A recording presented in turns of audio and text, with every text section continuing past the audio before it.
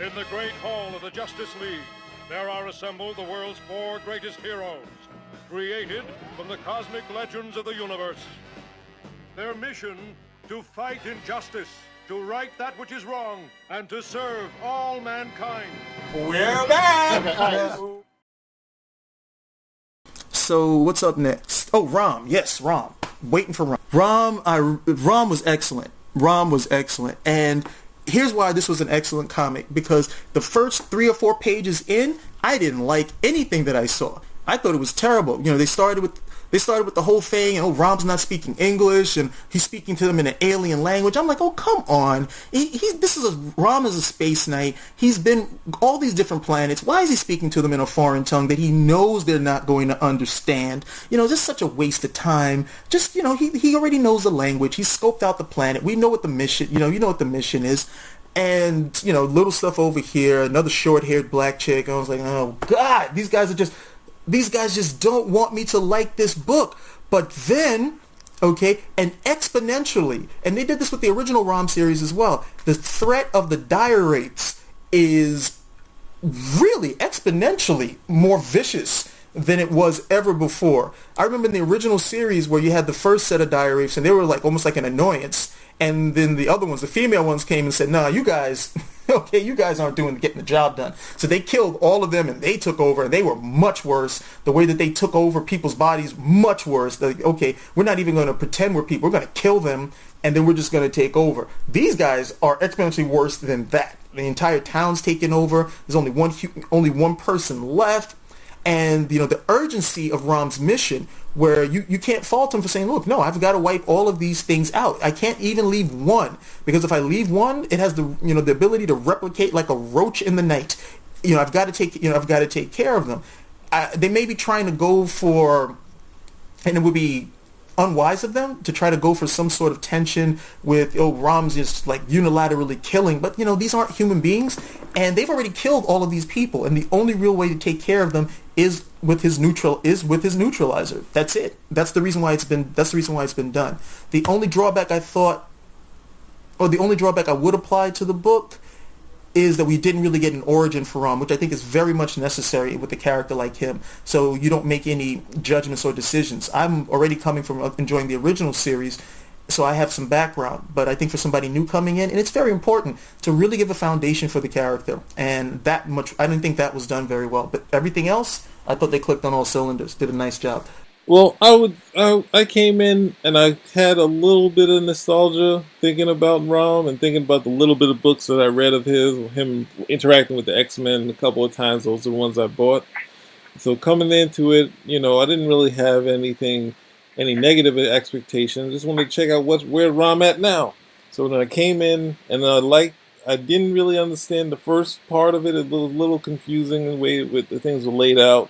But then when Rom appears, everything works out. Rom is taking out things. He's reacting, and I like the take that they're having is that you first meet him and he's taking out these dire rats. It looked like he's just taking out your friends. You're not going to really understand why he's just killing this girl's family or these these army guys.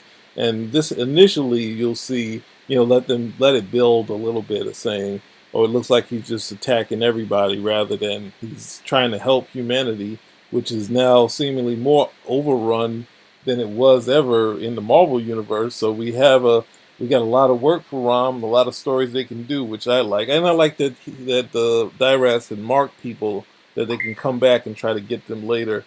So that was sort of interesting. And then also, I think, I like the stuff with the black. It was just an overall good book. But it's running into something that I'm not going to make an issue with, but it's running into a crossover. It's running into something in the end, so I'm always wary of crossovers, but we'll see how it plays out. But otherwise, I enjoyed the book a whole lot. Rom is back. You know, I buy a bunch of IDW stuff. I like some of their books. They always have some fun books out there, so, you know, this one was a good one too. Yeah. In the Marvel Universe with Rom, I thought what they did pretty well was to localize Rom. Because originally, I think it was the first 2, almost 3 years worth of stories. He was just localized in his town. Okay, and they kept the interaction with the Marvel Universe at a minimum. That increased as time went on, and then they, as the series was was petering out, redacted. Well, he got Rick Jones as a sidekick, at one point, which has to be the ultimate compliment, but also the ultimate Damocles sword. Like, if you need Rick Jones as a sidekick, we're trying to tie you into the Marvel Universe. We're trying to keep the sales steady, but ROM was from that great period in Marvel where they had all these tie-in books. Literally with G.I. Joe and the Micronauts, and they were all based on these toy series, the Transformers, and you can't even imagine them doing this type of stuff now. But the thing that I loved about it was that the stories, they were like, okay, this is a toy, but the comics were so strong on their own, okay, that most guys never even knew that ROM was an actual toy. They never even knew about it. You were talking about ROM was based on this toy, like, huh? What? And, most guys never even saw it, to be that quite honest. But everybody knew the comic. It was just like a really good, strong, well-written comic. And I'm very happy to see that they're doing here the same thing. I'm with you. I'm kind of worried about any crossover this early because in the Marvel Universe, they gave ROM enough time to establish himself before you started seeing him, before, he had the obligatory, hey, look, it's Spider-Man, that sort of thing. But, the threat is just as palpable as it ever was. ROM is a sympathetic character already, okay, and I think that's a lot of that goes to the visual of ROM, the design of the armor, that totally open one eye or something of that nature, which they actually do a very good job of making that a window to the soul of the Space Knight. So he comes across sympathetic, even though the fact that he doesn't really have a face. I find they do a very good job with that. They've upgraded some, well, not necessarily upgraded some of the weapons, but added some new stuff. I'm really happy that I actually chose this one and that I feel this good about reading it. I was like, wow, this was pretty good. And it's really nice when you read a book and you're like, by page 3 it's like, oh Lord, not another book I'm going to hate. And then you're like, no, this is actually good. Wow. They just didn't know what they were doing for the first 3 pages. Okay, this is wonderful. No, it's a good book. And also at the end there's a little overview of what's the name, ROM, and there's also a web page to donate for Bill Mantlo. So if you want to, check it out and also support that way too. So I mean, Mantlo did all those great books. Also, if you look at it, he's the first one to do Rogue as a good person. What's the name? Rogue kisses ROM, and she likes the nobility. Before Chris Claremont had her wanting to kill Carol Danvers. Bill Mantlo had him saying, hey, you know what? She likes the nobility of ROM. And then a little while after it clicks in the X-Men. But definitely, again, let's reiterate that especially if you're someone who enjoyed the original series or you enjoyed any of Bill Mantlo's work, I was very happy with his work on Spider-Man, that, in his time of need, he could definitely use anything that you guys would want to send over his way. And, always want to give till it hurts, because you always remember all that enjoyment that you had was made possible by these guys, and we could definitely do just a little bit towards helping them out. So that's definitely something we want to make certain everybody hears and remembers. I don't know, I'm just, again, I'm almost at a loss for words. I was just really struck by how much I enjoyed it. I mean, I enjoyed this as much as I was disappointed by Batgirl. That's saying a lot, but that also probably go into my final rating on it. So I'll probably stay with this one. The funny thing about comics is that if you like the first issue, and I think with most comic readers, they're willing to stay until the end as long as you've pretty much delivered the first 3 issues. I think a lot of guys will give the book about 3 issues, and then after that, like, no, nothing's happening, I'm out. But if you deliver a strong issue, I think you can get people all the way to the end. So I might stay with this one until the actual end, just to go with it. They might have a really, and I'm trying to remember who's ROM under again. IDW, right? Yeah, they've been doing a pretty good job with the properties they've been acquiring and delivering. They did a really nice Godzilla series. The Transformers stuff is very good, even though I don't keep up with it anymore. It's just it's just exponentially too many stories for me to have to follow along with, especially since they don't mean anything at the end of the day. The only thing that the animation is like totally taken like over any cohesive storyline, and even they don't have a cohesive storyline any longer. But they've done a very good job with their properties, and ROM is another feather in their cap in terms of continuing that nice tradition that they're building for themselves, young as a comic book company as they may be. And they make those really, really big, really nice hardcovers with the artwork that are incredibly expensive, that you never open because you don't want to break the plastic seal, so you just put it on your bookshelf and look at it and say, I got it.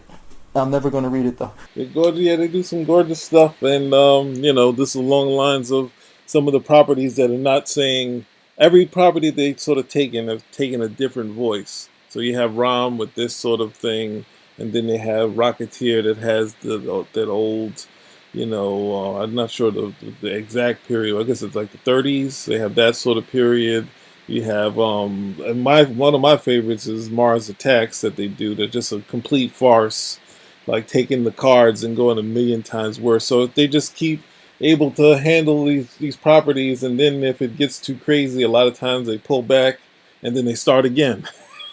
They pull it back a little bit and then they like start anew, and then do the same with Mars Attacks. They did a lot of crazy stuff, and then they let it cool down a little, and then they they started putting out some more stuff again. So they know how to play with it until someone else says, "Oh, we're gonna move it over to Image again." Don't move. These guys know what they're doing. Don't let Image get ROM. Image and ROM are like two totally different things. There are just certain companies that are very good with their branding. You go to Dynamite for the classic Golden Age characters, Lone Ranger, Flash Gordon, and you can go here for you can go here for these sort of property. You can go over here for these sort of properties. And Dark Horse was also very good for certain types of films. But the same way that Dark Horse, that actually jumped into my mind, the same way that Dark Horse has had such a successful run with Conan from start to finish, where they've really bought into it, where this is like this really one big long story. If you at any point where you pick it up, you can see that in the cover, like this is number 163 in a continuous story. So you can, if you're a collector, you can get all of that stuff and be happy with it. I like what I see here with ROM. This could be a nice, ROM is also really good for me because ROM has a finite story. It can't be that I can't kill all the diarists. So yes, you can. You can just kill everybody on the planet. So that, there is a finite story where he is going to have to win or lose, as it may be, but I also like the fact that it's a finite story, so you're not going to be just reading in perpetuity. So if I want the never-ending battle, I've got Superman, and if I want something that I know is going to, have something, there is going to be some sunset for it, and I'll still be happy with it, then I can have a book like ROM. So let's score this one. I'll leave it to you first. So you're not letting me do the half scores. No halves, man. No half stepping. I'll give it a 4 since it's the first issue and it's pretty good and a good start for the series. So I'm going to go one better. I'm going to give this a 5 in spite of my criticisms of the entry, those trio of pages, those entry pages. I just think this was really, really strong. And especially when I try to give my scores, I'm thinking of the person who's like, look, you're like me. I'll tell you this quick story. I remember I was back at university and I was broke. I was down to my last $10 or something. And so I went out and I bought comics. And then later on, I'm with this girl and she hears my stomach growling and she's like, oh, you're hungry. Why don't you get something to eat? And I said, well, I don't have any money. And she's like, well, why not? I said, I went and bought these comics. She was like, well, why didn't you go buy something to eat? And I said, well, I'd rather read this. That's the guy I'm doing the review for, where you would rather spend your money on quality entertainment than eating if it came down to it, okay? And the last thing you want to do is waste your money on something and say, you know what, I could have had a cheeseburger, because both of these are pretty much going to end up being the same thing at the end of the day. So, that's the guy I'm doing for, and this is a 5. It has all the potential. This is going to be a very rewarding issue for you. And it has all the potential to be an excellent series. I don't know if it will be, but this is an excellent start. And a lot of books don't start this well. So yeah, this is a 5. All right. So we got, it's basically 2 out of 3. But saying, hey, you could check out Batgirl if you want. Man, what for? Save your money. What for?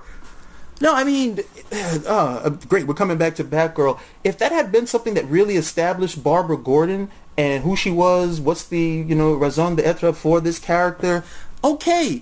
But I'm just supposed to jump in and assume all this stuff because it's Batgirl and I should know who she is? No. Standard storytelling, plotting, characterization, motivation, all of those things that come in. They do all the other things that I don't necessarily need. You know, they throw conflict in there and complication. They do that, but I'm not even, even the point of view of the story is not necessarily clear. So when it comes to that, like, no, you're better off buying yourself the cheeseburger than spending money on Batgirl. Keep your strength up. Keep your strength up for the good books that are going to come out. Okay. And on that note, I think we can let the people go. As always, happy to have everybody. Please let us know what books you're reading. Anything that you like, drop us a line. Maybe we'll read it too. All right. Thanks, everybody. We'll see you soon. See you soon. Spinner Rick out.